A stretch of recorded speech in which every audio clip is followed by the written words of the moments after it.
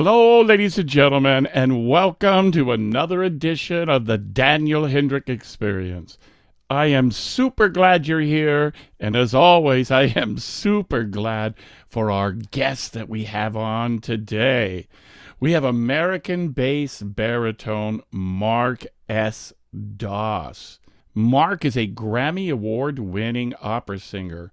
He has sung with the major orchestras of San Francisco, Philadelphia, Cleveland, Chicago, and Toronto, while additionally performing 100 roles with more than 60 major opera companies around the world, including, as you guys know, my number one favorite, La Scala in Milano, the Vienna State Opera, London's Royal Opera Covent Garden, San Francisco Opera, Lyric Opera of Chicago, and the Canadian Opera Companies, just to list a few of them, folks.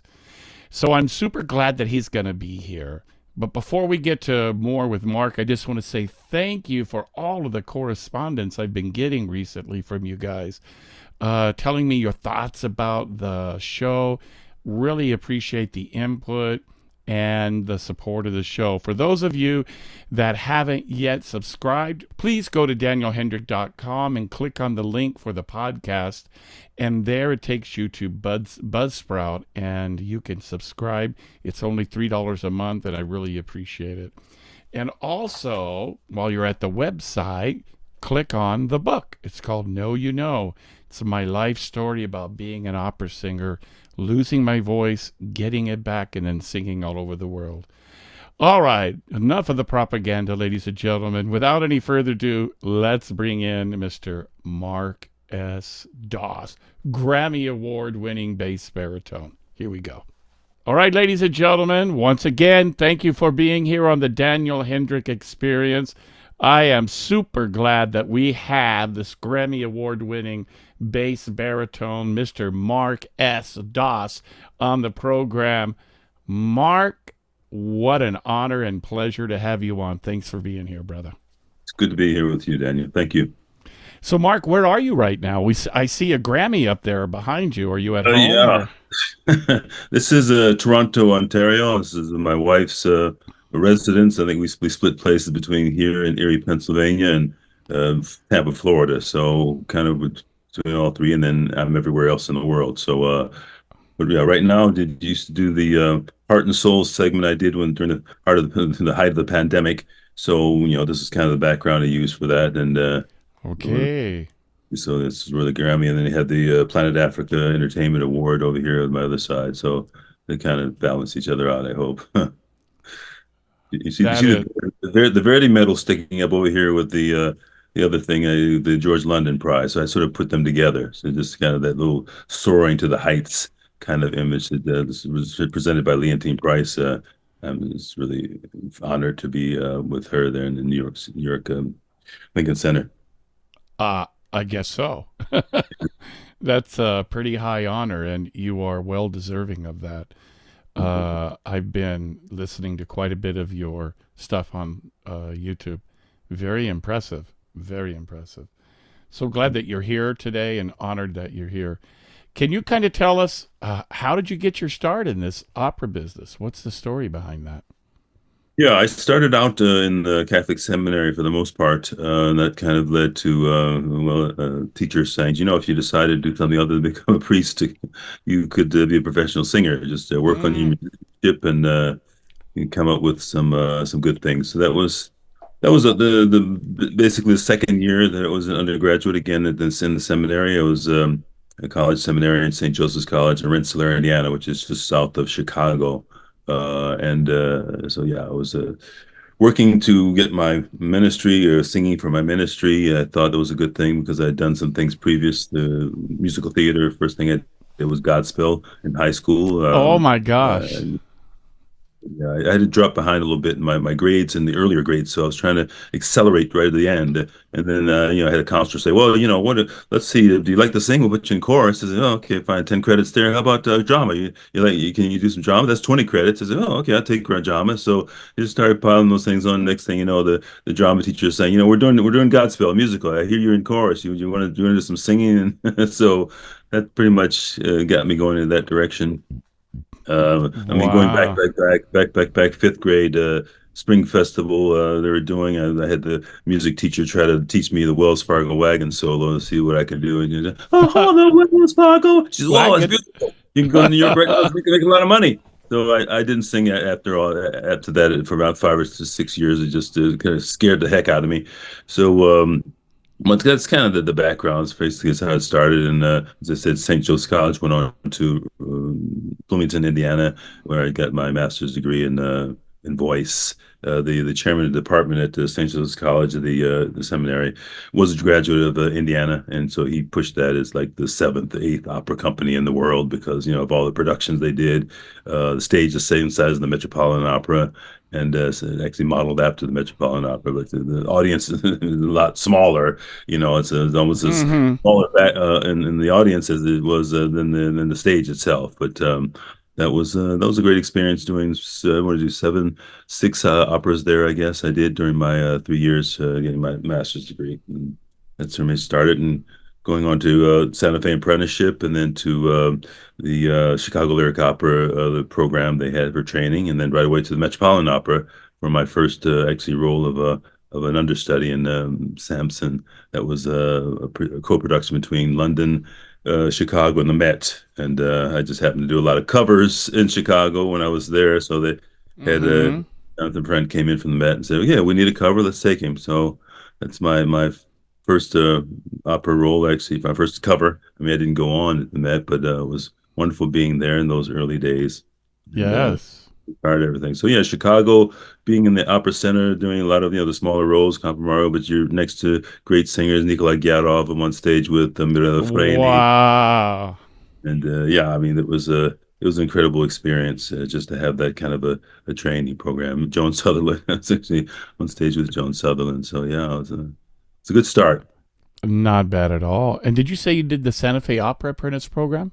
I did, yeah. That was my first try at it. I didn't return there. I think I returned maybe 10 years later. I did Mustafa in the Italiana Leggeri was my first actually Ah.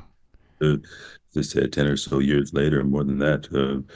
1990, 2000, 2002. Yeah, I went back and did my first role there. So So that was you were at the an apprentice in like maybe 82 or something, or 83. Yeah, yeah, yeah. That's I way was back. there in 81, I think. Oh, okay, wow. That's how old I am, my friend. No, no, no, that's how young you are.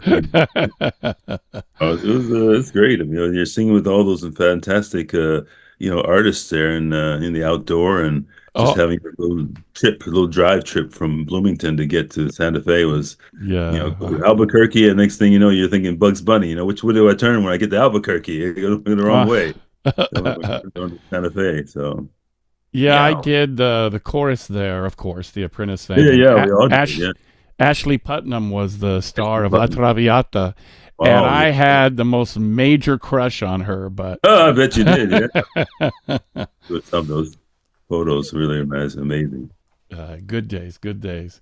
Yeah, yeah. So I also saw that you have a recording of Mephistopheles. Yep. One of about 10 people that actually have those recordings. I think I was listening myself in with Cesare Siepi and Nikolai Gyarov and Boris Christoph, Sam Raimi, obviously, so Oh, it's a great honor to be doing that. And I did my first actual sing of that on the stage of Lyric Opera Chicago. Sam was feeling a little indisposed for one of the early rehearsals. I was covering him. And they said, "Well, Mr. Ramey's not coming in this morning. Could you come to the stage and we're going to have you sing through the whistling aria, the Fischio aria, sure, uh, sure. Richard Margis." I said, "Well, sure, great, I do it." I mean, Sam had the reputation of not really coming in for those early morning rehearsals. So I Yes. called him up and said, "Sam, are you doing okay?" He said, "Yeah, I'm fine." This is Uh, great. Good to hear it. Thank you for the opportunity. So I that was I great. actually covered Richard Margerson All right. doing Mephistopheles in San Francisco In San Opera, and Francisco. Sam Raimi was the Mephisto. That was the And, production that we were doing in Chicago. The okay, and party. I had just debut my debut in New York was in Mephistopheles with Mark Delavan Mark as Delpan, yeah, and so that was fun. But I anyhow, bet. I bet. That's Uh, great. It's fantastic. Just that aria, oh my gosh, it's beautiful stuff. I'll So never yeah, forget because that was my debut, and I'm like, here I am in New York, finally, And I went to the high note at the end, and it was just in the pocket, and I held it too long. And yeah. Christopher, the conductor, got pissed at me and hit Uh, the baton down the because Christopher I, King. yes, All right. right. And he Yeah, yeah. broke his baton, and he had to conduct the rest of the Ouch. act with a broken baton. He was Right, not. right. He was not happy with me. It was the Tito Capobianco production then. It's in New York No, City. yeah, it was at New York City Opera. Yeah, I don't Yeah, remember whose production it I was, but covered that production many times. That was the Norman Tringle actually started that out, and then Raimi did okay, after that. The Harry he DeVore. did. I was Yes, ready yes. to go in for that one, and they took it out of the the repertoire for the regular. Uh, They did it every year. The starting out the lit baton, da da da da da da da da da. uh-huh. That was in the hand of God, the Michelangelo coming up. It's like, oh my gosh, that was amazing Oh, I production. got chills when you're just describing that. It's I like, asked Sam about it. I said, Sam, which production did you like the best? He says that the City Opera one. I said, well, it was ah, amazing. So I could see why he would say that. So yeah, it's quite an experience to go through that.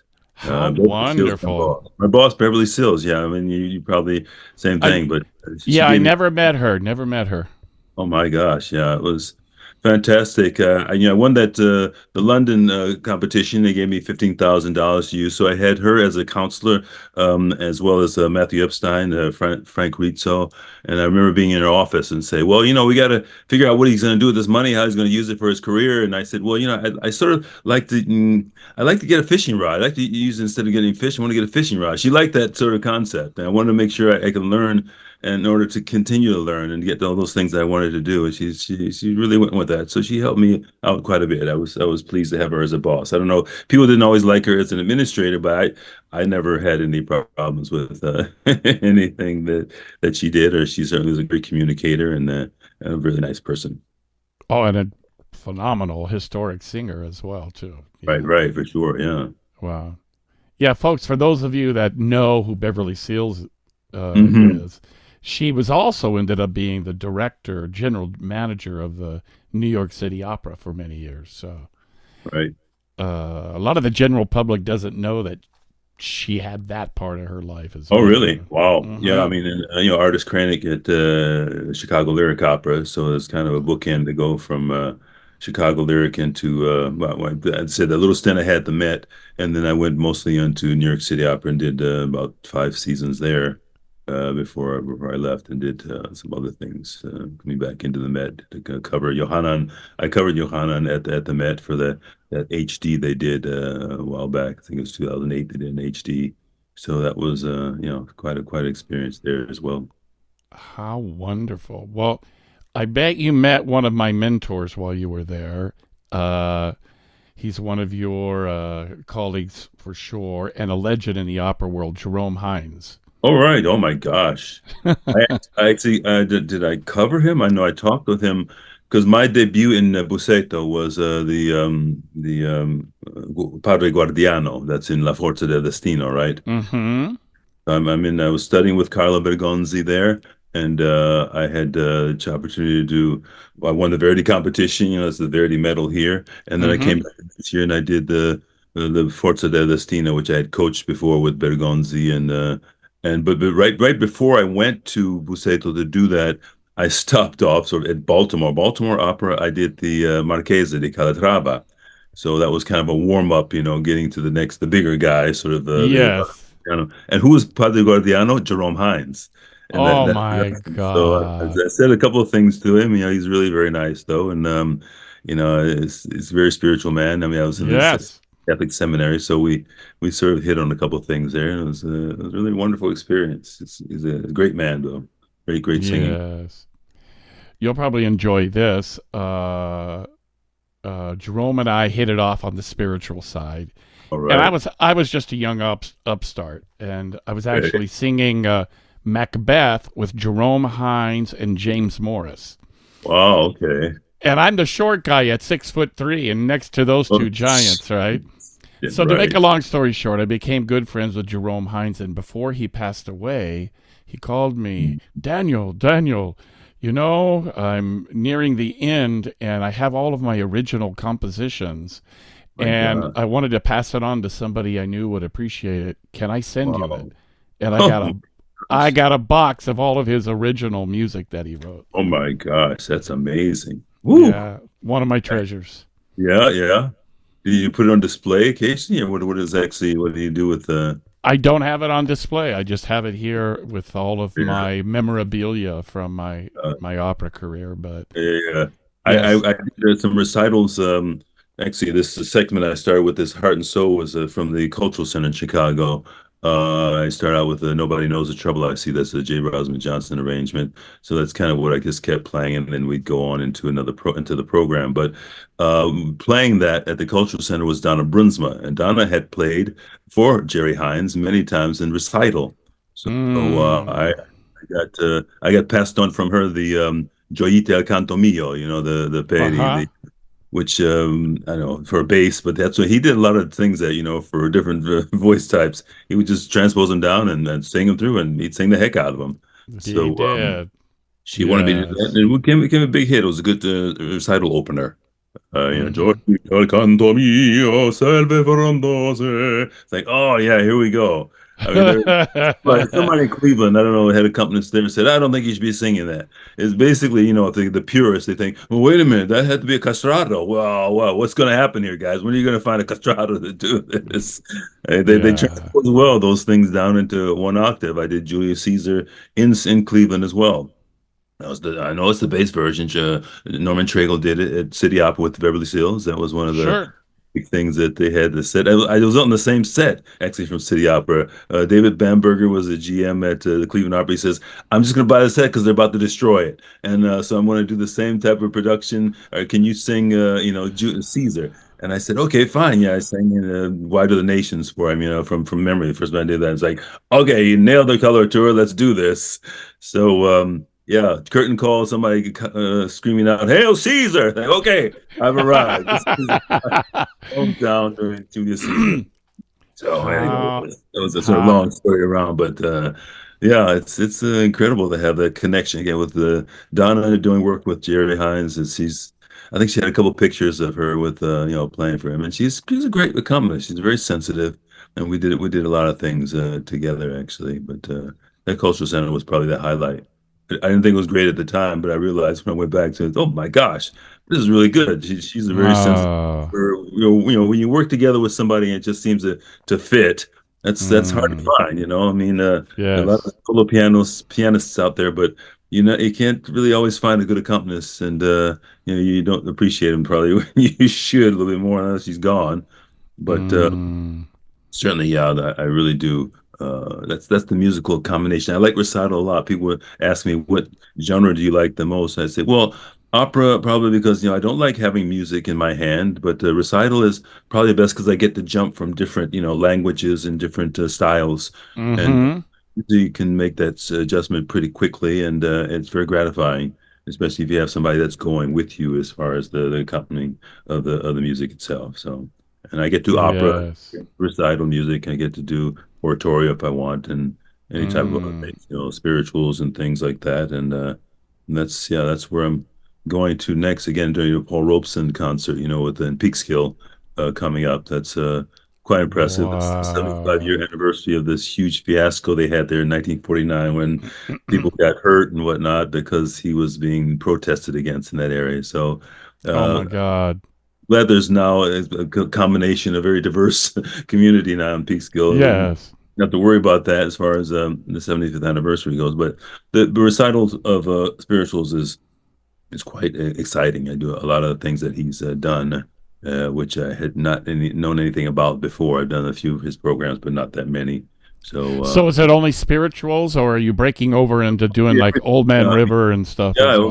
because I did it at Lincoln Center this year, almost 2 years ago now.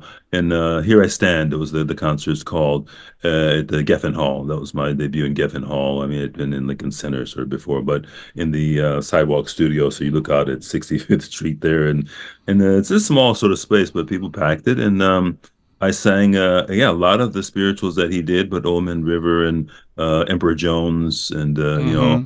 Mm-hmm. a couple of things that he was really noted for. And yeah, I think it did went off well, but we're going to redo it with a few added pieces that I'm going to work on, Mm-hmm. and coming up in September. September is at 9 and 12 and 15, I believe, though, Peekskill and the Cortland area in New York. So it's all the outdoor, I guess, and then there's an indoor, like the golf club there now. So that's kind of the place that they're going to do the performance. And so yeah, I'm looking forward to that. But that's coming up, and then back to Brussels after that to do the time of our singing, which we did Mm. years ago, was won the award in Europe for the best new opera. So that's Chris Defort's sort of a rendition of Foster's sort of fictional thing about the Marian Anderson. So he catches the actual fiction and nonfiction Marian Anderson concert that meets the daughter of the this African American I am a doctor, a medical doctor in the 1930s, and then she Mm. goes to the concert and she meets this physicist who's working on the Manhattan Project. So basically, Wow. they have children, and then they have three children. They're all in music because that's what she does, and then there's conflict, they have all the different racial things they have to deal with, but there's love and a lot of different music that comes rap and gospel and all kinds of things that Christopher throws into that opera, and I think people appreciate it a lot. And we're doing a remount, which we did in St. Gallen, Switzerland, I think last year, and so this will be again bringing back to La Monnaie as a reprise with the original cast.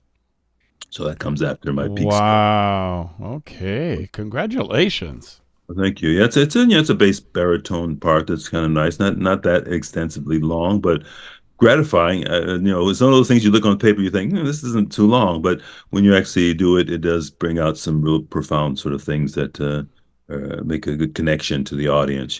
He's the one that's sort of like the, Sidney Poitier there that guess who's coming to dinner. He's kind of like the father. Yes. Portier in that movie. He says, I don't think you should be doing this. What's going on here? You're in the wrong place. And so it's he kind of keeps that, but then he melts toward the end, and it's nice to have children. Jonah is the eldest of those children. He's the opera singer actually. So he's kind of follows him without them knowing. He was always taking his clippings, as grandfather.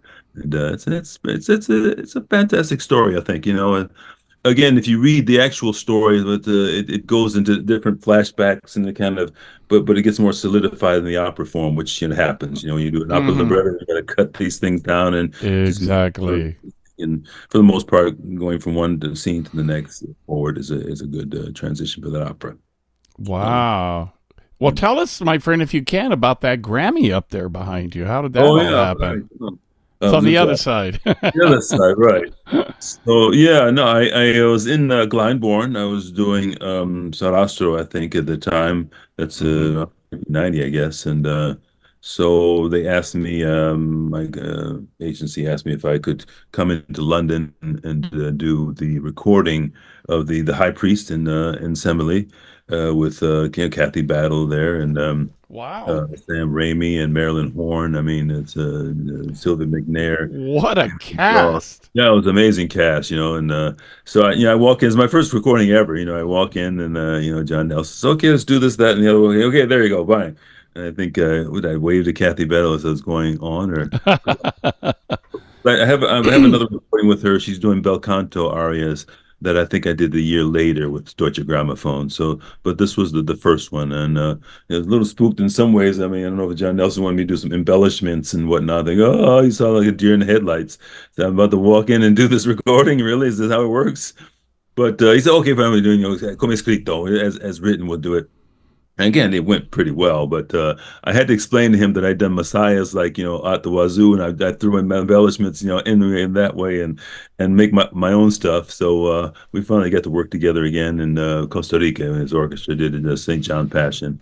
But Wow. this was quite the opportunity though, and I think I didn't really know anything about the winning of the Grammy Award. I think I got a notice from the Academy that it was nominated, and I thought okay, fine. And then I don't know, maybe the day before I was in another location, like, as far as I couldn't be in Los Angeles or anything to actually attend, but. And I think I just watched the beginning of the Grammys that night, and then didn't realize that it had actually won. So Wow. the next thing Congrats. they're sending me in the mail. They said, "Okay, or do you want to present it to you somewhere with an opera company?" And I said, "Well, or the orchestra." I said, "I don't know. My agency couldn't quite keep up with that, so I thought, well, just send it to me, and I'll use it for my own promotional sort of use, and that's kind of nice, right?" But And yeah, it works. It's yeah, impressive. it works. Congratulations. It's part of a team, and I like being part of a team. That's what I've always. I was a basketball player and a tennis player, like doubles and whatnot. So I like being a team player. I always like the in competition. People on tennis, I always say, okay, let's see if we can hit 100 balls over the net, back and forth, and as opposed to somebody say, okay, let's play a game. I said, we haven't even warmed up yet. I want to make sure you're playing your best before we engage in some sort of competition because that's going to make it really more Important. yeah, Yes. important to me. It is how you, for me, it's how you play the game. I mean, if I lose to somebody and I played incredibly well, I'm just going to say, great, let's do this again. I mean, get you next time. Congrats. Let's go. Yes. Yeah, right. Yes. But I I don't did. know. I grew up doing sports my whole life. So it was All right. sports, church music, Right. God, sports, and then when I fell in love with opera, that was the logical Right. Right. connection. For you, do you see similarities to the attributes that you have to have in sports, and then when you sing in opera? For sure. Yeah, yeah. I mean, the inner game of tennis, I think I had for the longest time, and along the road of the road less traveled, I got up there, and Great especially book. the discipline, and so yeah, I can see those things always coming through, and I have also the Stephen Covey, Seven Habits of Highly Effective People, and so that sort of connects into always what I want to do on the from the tennis court to the basketball court. I try to use those concepts of starting out really slowly. I think a guy that I played tennis with a lot. I finally played some basketball with him in a sort of a court. I think it's popped my one of my was it plantar fasciitis? I think I heard a pop. I'm like, okay, guys, I gotta leave. I haven't played in a while, and all of a sudden I had an injury, but it was still working. I think I got a feed from him down low, and I was in high school the guy that I could have a 42-inch vertical leap.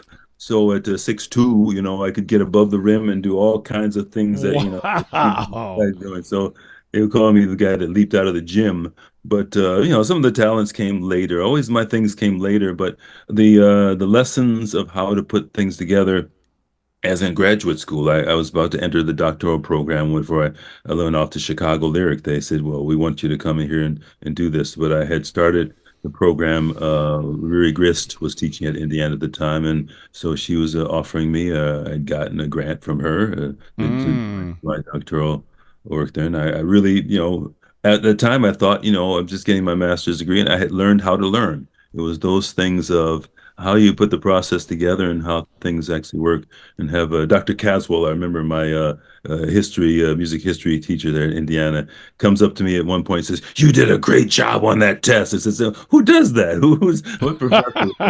See you in the hallway because yeah, I use a flashcard system. I finally got using flashcards. That works really well. So, and that I continue to use that for my opera roles. I have a word torture program that has the same sort of basis of having flashcards, basically as is Anki, as in iFlash, and all the other things I use. But that works quite well when I need to retain things for opera. I have all my roles, and I can pull them up quickly.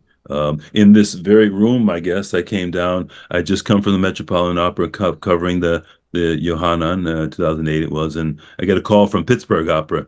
The As I'm walking down here, it's a week before, 2 days before. They said tomorrow we'd like you to come here today, actually, because we just lost our high priest in Samson. And I thought, well, what? Well, wait a minute. I did it 12 years ago. I did three performances. 10 years before, I had done three performances with Cincinnati Opera. And I thought, well, let me see. I ran down here and I got my word torture program with all my text there, and I'm going through and I said, okay, there it is. There's the aria. There's okay, and then I have all this on this music time program with the music there. So all the music there is, and playing the music. Hit the button, go through the phrase, hit the button, phrase, and think, oh, okay, I can do this. So I flew into let me Wow. come in tomorrow though, and I realized when I came in the next day, it was a Friday. That was when they were doing the performance. So I'm trying to run through the blocking. I think, hey guys, I don't know if I can do all this. He said, okay, fine. He's still here. Just go in the pit. You're gonna sing from the pit. Went well. There was a Saturday, did a little more blocking. It says Sunday, he's gone. You got to do it on yourself by yourself. Stephanie Blythe was doing one of her first Delilahs. So Wow. we had done, I guess that was L'Italiana Nigeria had done with her in Santa Fe. I did Mustafa. So we, I knew her and we worked together. And so the chemistry was like bang, and I nailed everything in there. The conductor, Wanted. Uh-huh. Anthony Walker says, "Yeah, we really appreciate you saving our behinds, but we didn't expect you to do this well, though." I said, "Well, then it came back and everything was there. But again, that's the recall that Wow. I have from the process. When I learn something, learn it well, I can usually pull it back up. But 10 years is a long time if you haven't done something. You think panic, oh dear, but it came together and I was really pleased. One of my best triumphs actually being able to Wow. do something and to sing it efficiently again. So And that's one. your practice of preparation is really what saved you because you had everything from the past already there and accessible Right, right. to It's help not. you to recall all of that information, right? Right. Yeah. Not always that simple. Again, the process of having this piano and then the computer and the music time at one point was such a primitive program. I used Finale after that and Mm-hmm. Sibelius. Uh, Mm-hmm. I recall being at the Dallas Opera not too long ago doing a cover of the Lesko and Manuel Lesko Puccini. And so I'm doing a cover. I'm sort of getting everything together. During rehearsals, I'm watching Musa was doing the actual role. And so I'm taking down the dictation as far as like a sculpting, a printing of a sketch artist, doing the music. There's a note there. Let me put that in. Let me embellish this way. Maybe I can do this as. And I had one of the singers come in and says, "That's amazing that you're actually just sculpting through the whole program in front of you." And I thought that was pretty efficient. I mean, I liked it that way. It became exciting, at the last minute. But so once you know the process, again, learning how to learn, if you figure out how you can put these things together quickly and then make them a connection, have a connection with people. Stanislavski method I use with that Mm-hmm. word torture. So I use a lot of the nouns and the pronouns, and so I'm highlighting those. So you see my score, you see double underlines under my nouns and maybe a single underline under the pronouns and the squiggle Mm-hmm. lines I put under the adjectives and the adverbs, the verbs, themselves, so Sure, sure. just and then just declaim them, in such a way that I have different variations on how I do that. Sometimes I do it as a storyteller, telling kids, "Hey, let's do the text this way." I do it as a declamation. Here it is. Here's the music, and so different ways of declaiming will make an impression on my brain and allow me to retain it in order to do it without muscle memory. It becomes muscle memory. As well as my juggling. I would do that with throw up a noun, a higher when I jumped and that was. Fascinating. Wow. My son is a circus artist. I taught him juggling when I first started, visiting with him. It's a sort of extended custody things. But anyway, Mm-hmm.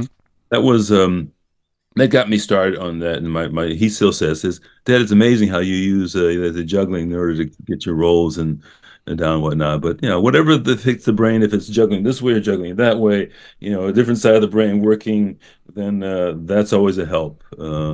'Cause been asked that question. You probably ever asked that question. What happens if you blank? What happens if you just start forgetting the words? I said, well, you rely on muscle memory is what I do, which most people do. Mm-hmm. Got to go Mm-hmm. forward and kick it. It'll kick back in. And obviously, there are times when it doesn't. You start making up things, which Right.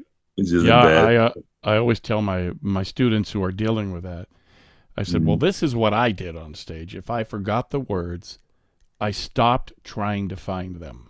All right. Yeah. Yeah. Because then you're activating the left brain instead of the right brain Yeah. Yeah. where the words are, and I just relaxed and I said if you're going to lose a few words you're going to lose it, but don't Yeah. panic. That's Don't the worst panic. thing. Exactly. Yeah. Yeah. Well, my That's friend, we have a recording of you here singing highlights from La Traviata. I would like to play it for the folks. great.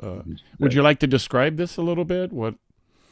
Yeah, I think we have this scene with Gemons talking to Violetta. He comes and visits with her and tries to convince her to abandon Alfredo, his son, because of family concerns, because his daughter is going to be married, and he's worried that this scandal, because she's a courtesan, that will get around and that will ruin the possibility of this marriage, but also because he doesn't believe it's that serious of a relationship. Mm-hmm. So he's saying one day, you'll think better on all this, and you'll realize that it's the best thing because come on, you're kind of that kind of a person that you'll find somebody else. You'll find somebody else, Mm-hmm. Don't and worry. be fine. And he doesn't realize she's dying. She tells you, "Oh yeah, yeah, sure you're dying. You're not really dying," but that's kind of the gist of him trying to console her and to console her and to convince her that she should give his son up. Wonderful. E grave sacrificio, ma pur tranquilla uditevi.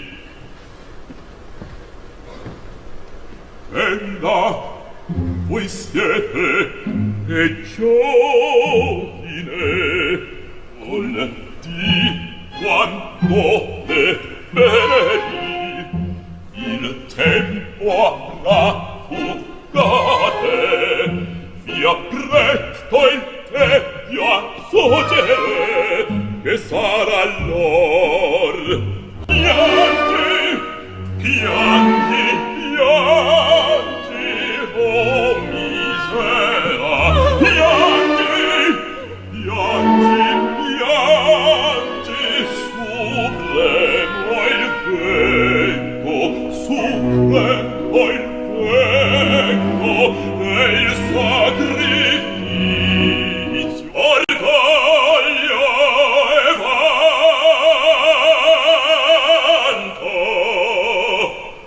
e che pace cola sol su te splendere ancor può, e che pace cola sol su te splendere ancor può. Dio mi guida, Dio mi guida, Dio mi guida,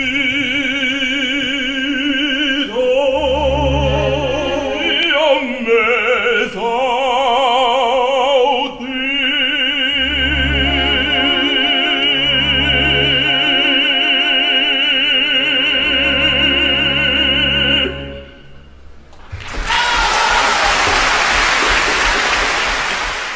And there are a few Traviata highlights. Right, right. I went through the without the cabaletta. We did that one. That was in Japan. I just did with the cabaletta, which was nice. It was part of the production, David McVicker production, so they had to. Mm. And then I saw in Tampa just after that Cheryl Milnes. I was he's judging competition there, and he was artistic, advisor there for the longest time. When I did some production, I did some performances there in Tampa with Tampa Opera. And so I was telling him about this cabaletta. He says, "Yeah, I know it's always hard to sort of get that in because the cut is terrible." But I said, "Yeah, but it was part of the production, so I try to convince the conductor in other ways, and we did it. I mean, it's not the long version, but it gives it." Mm. And I think it's a great one. I mean, people think it's not as good, as some of his other cabarettas, Verdi, but I enjoy it a lot. It's Yes, yes. so. So anyway, that Yeah. was a great experience with that. Yeah. Good for Second time around, you. second time around is always very, very good. Again, we did 13 performances or so, and that's stuff you get to do on tour and all the different small towns around in Wales. So yeah, I Wow. appreciated doing And that. did you have a bass or a baritone that was like the guy you were like, not like an idol, but that really inspired you Yeah, I mean, early there's on? certainly idols. I mean, I didn't cover, but I met Cesare Siepi at Chicago Lyric. He Uh was doing huh. his debut as Don Basilio in Barber Seville. Amazing. I mean, I had his Don Giovanni score, and I had him autograph it for me. He's probably the only singer I've actually asked for an autograph. He said, "Oh, certo, certo." So he signed the autograph. So but his Basilio was quite amazing. I think he was a little. Something was going on maybe with health at that time. I would speculate because the power of the voice was a little less. But when he got to certain sections, you think, oh yeah, that's Cesare Siepi. Mm, I was, oh my gosh, that's Siepi. So yeah, I mean that was amazing. Gyarov, when sang with on the stage at Lyric Opera. I did Zaretsky in the first my first opera, Lyric Opera. That was the sidekick of Onegin, right? And Gyarov was doing the Gremin, and Freni was doing her first Tatiana. So she would say, Nicola, Nicola, come si pronuncia questa parola? She would ask him how you pronounce certain word. And he would say, "Ah, yeah, yeah." So it's always amazing to see her work because and fantastic the sound in her Tatiana. But he got so excited at some point because he said to me, Mirela, Mirela, primo rotolo, lui, my first role. He's talking about me and my first role on stage. I mean, at Lyric, wow. he had done a Balthazar that was kind of, we'd call that a professional on tour with David Aiken when he was at Indiana University. He was one of the original kings. Mm, He had this tour that he put together and he sent out people. So in essence, that would be kind of my professional role. But as far as the big opera stage, and it was on the Zaretsky. That's a DVD. It wasn't a DVD. It's actually one of those cassettes, right? They did production with Peter Dvorsky, um, wow. Wolfgang Brendel. You got Frane. You had Gyarov. It's a great DVD. As I say DVD, is that was a VHS at the time. Right. I don't know if they transferred it over, but VHS. What is that? what is that? What's that VHS? Cassettes? Who uses those anymore?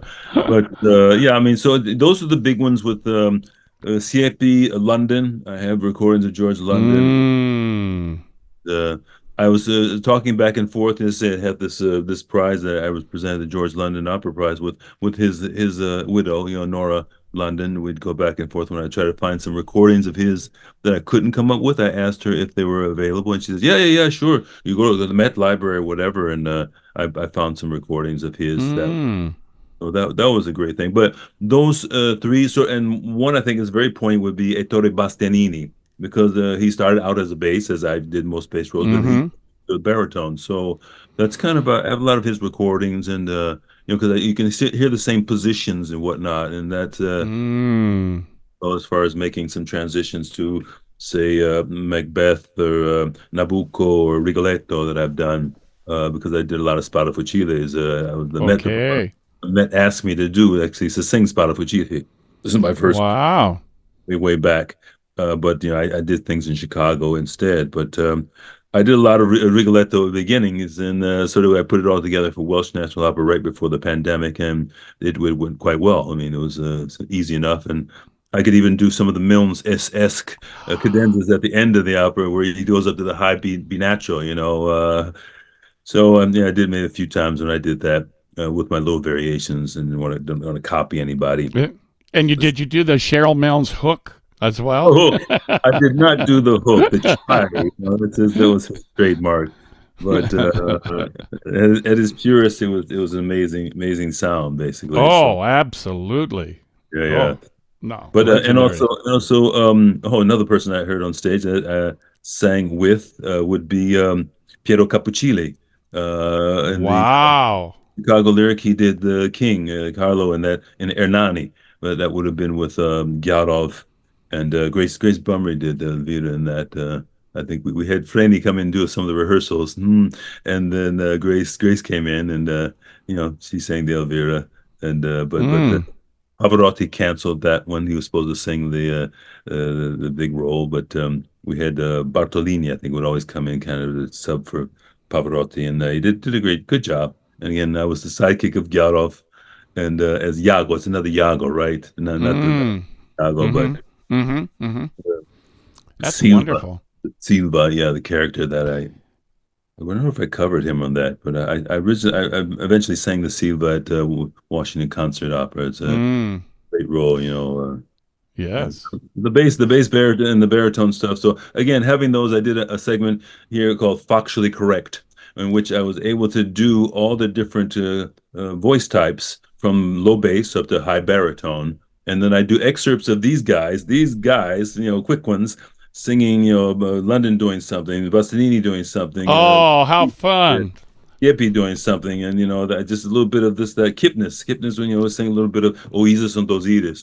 So I have them, and then I do it right afterwards in full, and say, okay, guys, I give my rendition, but this is you hear the best of the best, and let's Yes. consider what the different Fox contain and the timbres and whatnot, and see how that would digest. And that was good for me because so many times I would go to people, coaches and whatnot. I said, "What should I be singing? What should my repertoire be?" And they were kind of perplexed because they hear me do one, Mm, they hear me do the other, and say, yes. "You kind of do them both really well." So my first Met competition, age 21.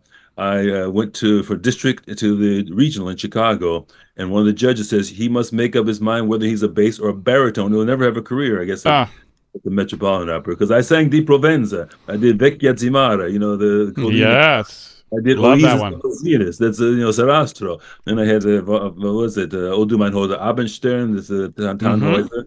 And I Yes. threw in Avant le quitte Seigneur, not knowing in the anthology it's actually a step lower. So I think I actually they asked me for You sang an F instead of a G. exactly, not knowing. I had to have the judge write down. The Faust aria should be sung in the proper keys. Oh, Mm, that. oops.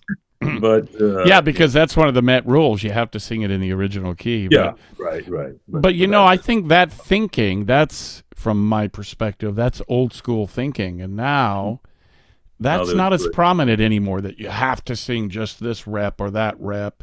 Because Right. then you get guys like Michael Spires out there that's just Mhm. destroying all of those paradigms. And one Right. week he's singing a baritone role, and the next he's singing Uh, the highest tenor role that there is. right.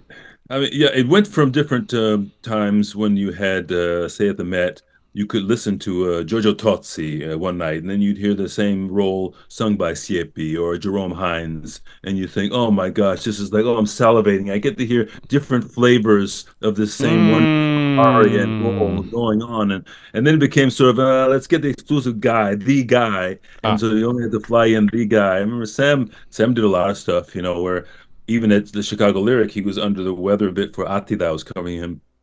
And they made an announcement. It says Mr. Raimi is under the weather, but he's agreed to go on. And so he went on and he sang great, But I would have been right there. And I said to Sam, I said, in the big room, the green room, I said, Sam, I said, I would really appreciate if I were so indisposed. He says, this guy said, well, it's not always that easy, he'd say, but I think right. a couple other guys, James Morris, I always say was covering him at the Lyric during Votan, and I was ready to go for the Rheingold. And I guess he had maybe taken a steroid shot or not or whatever, but Uh sounded huh. the best because he's being very careful, and the sound was even better than I think it was normally. So a lot of What a times, massive voice he had. yeah, Oh my right, God. yeah. So so that's people that I really admired and I looked up to, and I think you try to emulate. Again, when I would go into the little, what is it, restaurant, I was at Chicago Lyric, Monastero's restaurant. I did the grand prize of the bel canto competition. That's how I studied Hmm. with Gonzi in Italy. But basically, Richard Baldry was one of the coaches at Lyric. He says, if you want to work on some repertoire, you go in and do some singing. You sing a song and or a musical theater piece and some opera arias, anything you want to try out, and get some extra money on the side. You're in Chicago, and Hmm. help you out. I said, well, sure, I do that. So I did that, and I come in, and Joe Monastero was head of the Bel Canto Foundation. Again, the guys that sent me off to Italy. Is a funny story. I didn't tell you about the story of the going to Italy because I got the grand prize. I studied with Bergonzi, and then the Met that contract for Samson came up, and that sort of interrupted the time I was supposed to spend 2 months in Italy. And Joe says, "Well, we can send you over to Italy for as much time as you can. You got a couple weeks. You study with Bergonzi, and then you give you the rest of the money, and you go back and do the Verdi competition." So I said, oh, "Great!" So I do the Verdi competition. I win first prize. So again, that one hand, Amazing. gives a little bit to the other. But that was kind of what I Wow. would do. And but when I go in and do those little sings at the Monasteros restaurant, I'd sing something, and Joe Monasteros would say, you sang this, and you sound like Yarov when you did this, and then you sound like Siepi when you did this, and Do then, okay, that. and a little bit Yeah. like London. Okay, okay, so you can't be a chameleon. Nobody wants to hear exact carbon copies. So I had to Right. carve out my own niche of Be sound, and you. yeah, And you hopefully did a great job of that. I tried anyway. Yes. You try to find Uh, the things within your voice that seem to be working well, and then you just try to build on those and on that. trademark sort of, and Beautiful.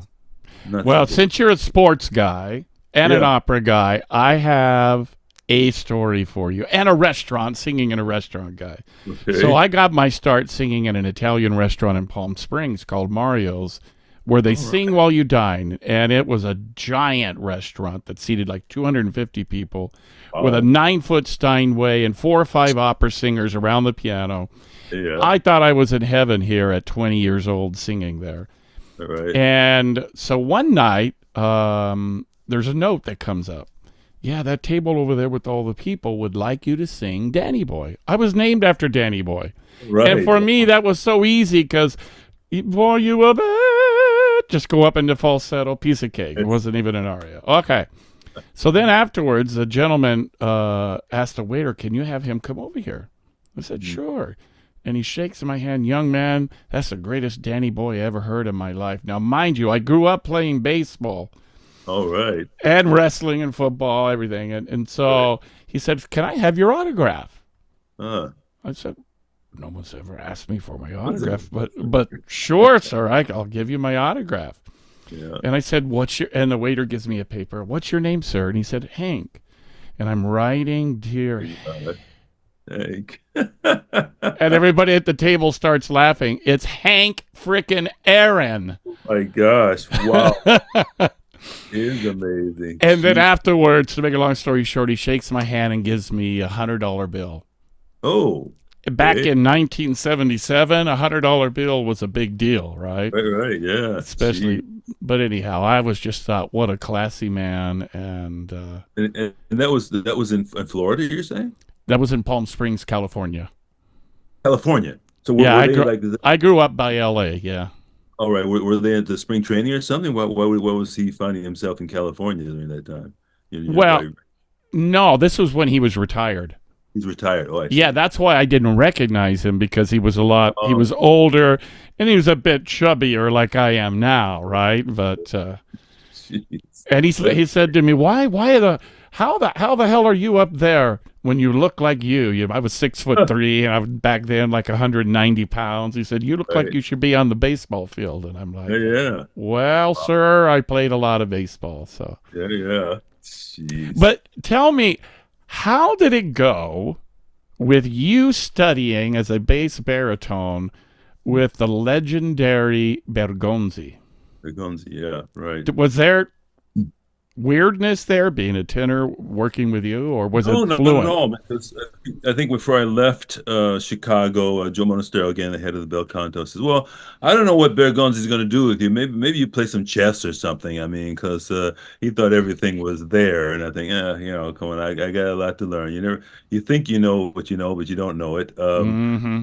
So I get there, and again, I've just left the Metropolitan Opera because I had that cover contract there, and so yeah, we go through the Macbeth. Like say, I did the Banco with him, so I went through the whole thing of that, thinking I'd sing that, and I wound up singing Macbeth actually before I sang the Banco. But that was something I went through, and the Padre Gordiano we went through because he had a soprano that was that type of a singer. So we went Mm. that became my debut role because that's what they were doing the next year after I won the Verdi competition. But so Bergonzi was he's a baritone at one time, sort of like a Domingo. He started out low voice. Mm-hmm. Oh, Mm-hmm. he doing very well about that. I mean, he had some conflicts with some of the tenors, but he didn't have conflicts with the baritones, because that's Mm. kind of understood. And he's in the what is the book on singers, great singers on great singing that Jerome Hines. Yeah, Jerome Hines. Jerome I've got Hines it wrote. here, got it here on the shelf somewhere. And Bergonzi talks about how he could imagine the positions of Gigli and Caruso, and so he would use those in order to produce the sound he produced. He could do so many things in that little chair, sitting in this chair, like over and over again, just one huge, gorgeous phrase after another. I'm thinking, "Well, how are you doing that? What do you, I Amazing. retired, so I did my debut with him in Busseto as a Padre Guardiano. He sang the tenor. He Amazing. retired. He retired after the first act, but Uh-huh.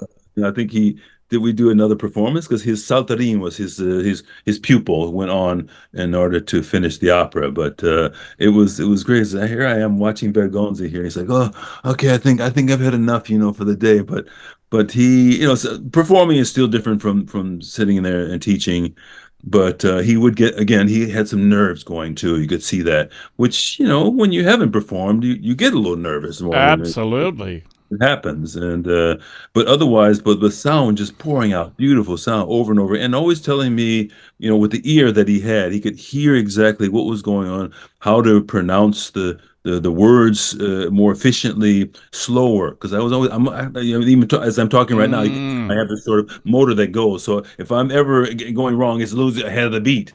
So he's telling me, no, Ah. no. He would. I start the whole Padre Guardiano thing, "I mi cerca, dite," dite. Always take the time to pronounce Relax into it. relax it into it. Yeah. So that was what he gave me quite a bit. And I realized that's still ongoing. I realize that. So don't, give them the first sound, which is really important. They want to hear the sonority of that. The first 5 seconds that they're going to hear is what they're going to then judge for the rest of the evening. Say, oh, wow, listen to that sound. And that's very important to hear. I mean, I would go sometimes in a different direction. I think flat a little bit earlier in the days, whereas now I maybe go a little higher because I have this weighted hula hoop I have here that I do all the time. Strength and flexibility, strength and flexibility. Okay. Always moving, different type of exercises because I taught voice in Michigan State for a couple of years and at Indiana. So I'm a pedagogue. I like to not just being able to do it, but also to be able to teach it. So it's helpful. Again, that band is the most one of the most important things it can because that strength and flexibility thing keeps any type of thing sort of Yes. going and just singing, obviously, is a big thing. Work with Walter Castle at Indiana as well as Nicola Rosillemeni, those two guys before I went off to, Amazing. and so Walter was, it's like 70s, I guess, when he was teaching at Indiana. And he did a Ballad of Baby Doe with Riri Grist on the stage there. And it was like amazing. He has a recording of it with Beverly Sills. I'm thinking, why does it sound so much better right now than it does on the recording? He gets to Hmm. the end that, warm as the autumn night. And at the end of it is a baby doll. And the recording's on doll, but a baby doll. Oh my gosh, so smooth. I mean, he's been teaching over and over again, and it just gets Ah. bang, no problem. Let me do it. And it was gorgeous. But and then he was a great actor. But then I go to Nicola, so it's sort of a different. Walter did a lot of the movie things earlier, Uh-huh. Uh-huh.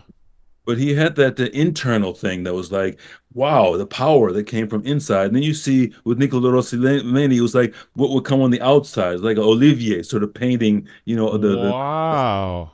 Walter, you get sort of like I don't know, was it, the method actor, sort of, Uh-huh. as I'm thinking about, so yeah, you get a little bit of both sides with those guys, and it was with Bergonzi, it was a little bit of the internal of what the singing voice should sound like, and he would hear that. And again, going under a little bit, I remember when I did my debut, someone said to him, some woman walked up to Bergonzi and says, "Oh, che peccato che il basso va in giù." And he says, "It's Bergonzi. Why did he go? He went flat. It's too bad. Some section where you have to sing a cappella. Maybe it wasn't Uh-huh. quite in tune." So Bergonzi looks at this lady and says, Signora, lei è un grosso imbecille. You're a big, big imbecile. And he would say this. I always think of this over and over again because I was told this by a tailor who did a suit for me. Attilio Carini, he was named. His name was. Uh-huh. Speak much English, so we were always speaking Italian when I Tell was you. there, and it was great. But he gave me that story. I said, "Oh, really? Okay." But yeah, so the pitch things using a lot of solfeggio and whatnot, I was usually able to correct as I was singing La Scala. After that, I did Rinaldo, and Mm, is it eight rolls at La Scala, which I was very amazing. be able to do. And some of them, Rossini and the Hendrick, again, if I hadn't done the solfeggio, I would be a little bit off because I didn't grow up with it. I was just Mm, an undergraduate, and I remember my piano teacher saying, "I don't know if you should be using solfeggio because it's kind of confusing you as far as being able to identify the notes. You're trying to remember the syllables." And so I said, "Okay, but I kind of ignored it and kept using them until I could actually uh-huh. affect them a Right. little." So, Mark, thank you so much for being here I and for appreciate it. being on the podcast. You have had just an exceptional career and are still having it. And what a blessing to have you on today. Thank you so much. I appreciate it. Thank you, and look Uh, forward to seeing what you can put together. And always the best of the best. Thank you, my friend. I hope you had fun. Oh, a lot of fun. Definitely. Yeah. Excellent. We have to talk more. Let's do this again. I would love that. Thank you, folks, once again for being on the Daniel Hendrick Experience every Sunday, having superstars like Mark on. And, folks, if you get a chance, go to my website, danielhendrick.com, and pick up my book. It's about my life story of being an opera singer, losing my voice, getting it back, and singing all over the world. So, until next time, God bless. See you then. Take